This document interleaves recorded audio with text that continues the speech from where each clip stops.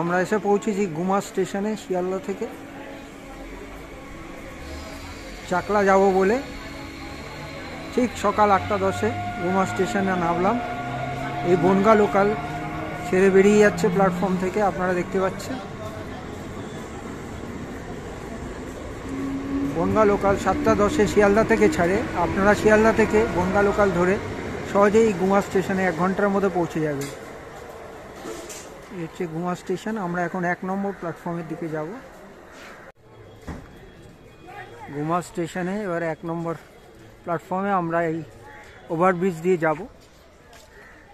1 নম্বর প্ল্যাটফর্মের বাইরে থেকে টোটো বা অটো ধরে যেতে হবে আমাদের চাকলা। তো চলুন যাই। প্রচণ্ড ঠান্ডা, আপনারা দেখতে পাচ্ছেন। গুমা স্টেশনে আমরা নেমেছি দুজনেই। ওভারব্রিজ দিয়ে ওপরে যেতে হবে, চলুন যাই।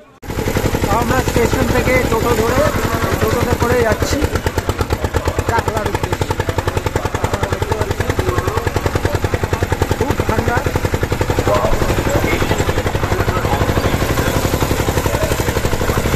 আধা ঘন্টা মতো সময় লাগে।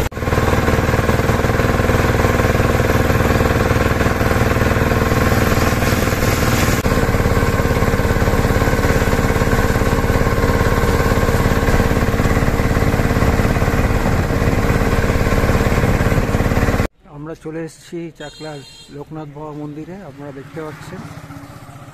আর এই হচ্ছে ফুলের ডালির দোকানগুলো আছে। এখান থেকে আপনারা চটি ভিতর রেখে ফুলের ডালি নিয়ে আপনারা যেতে পারেন। এখানে হচ্ছে বিশাল গাড়ি রাখার স্ট্যান্ড আছে, আপনারা দেখছেন। সহজেই কেউ গাড়ি নিয়ে এলে এখান থেকে ঢুকে সামনেই গাড়ি রাখতে পারবেন। স্কুটি, গাড়ি সব কিছু এখানে রাখার ব্যবস্থা আছে। এই চা কচুরির হোটেল আছে, টুম্পা হোটেল, আপনারা দেখছেন। এখানে এসে আপনারা প্রাতরাশ সেরে নিতে পারেন, চাও পাওয়া যায় ভালো।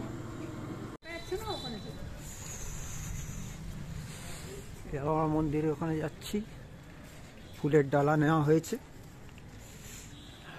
পুজো দিচ্ছে। বিশাল পরিসর আপনারা দেখতে পাচ্ছেন। এই হচ্ছে লোকনাথ বাবার মন্দির চাকলাতে।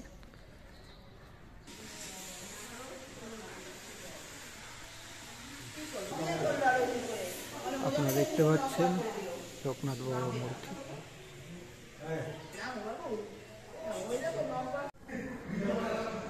আপনারা দেখতে পাচ্ছেন লোকনাথ বাবার মূর্তি।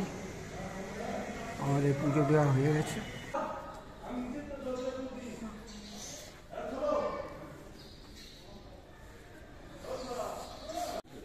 এটা হচ্ছে ধূপদীপ জ্বালানোর জায়গা, আলাদাভাবে দেওয়া হয়েছে, মন্দিরে নয়, মন্দিরের বাইরে।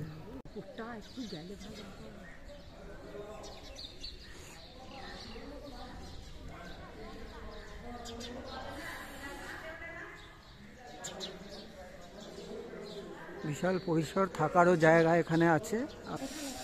এখানে আপনারা লোকনাথ বাবার একটা মূর্তি দেখতে পাচ্ছেন।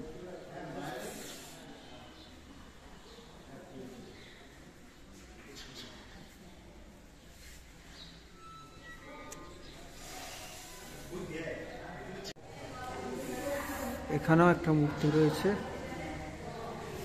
সাজানো।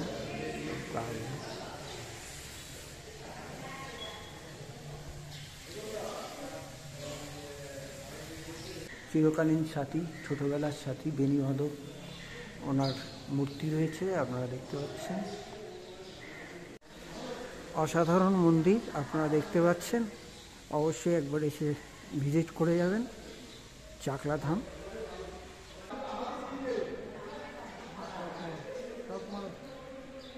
ওপর থেকে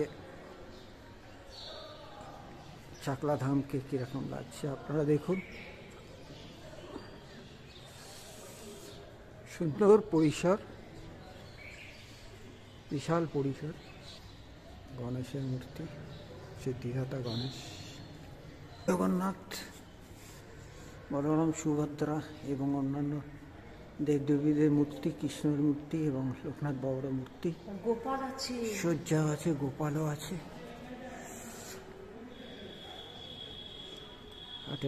শিব পার্বতী মূর্তি এখানে।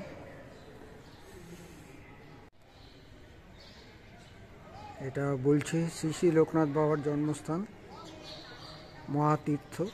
আপনারা দেখছেন চাকলা ধামের যজ্ঞস্থান উপর থেকে। আমরা এসে পৌঁছেছি চন্দ্রকেতুগড়ে। আপনারা দেখছেন এই হচ্ছে ঢোকার গেট, এপাশ দিয়ে আছে, এখান দিয়ে উঠলাম।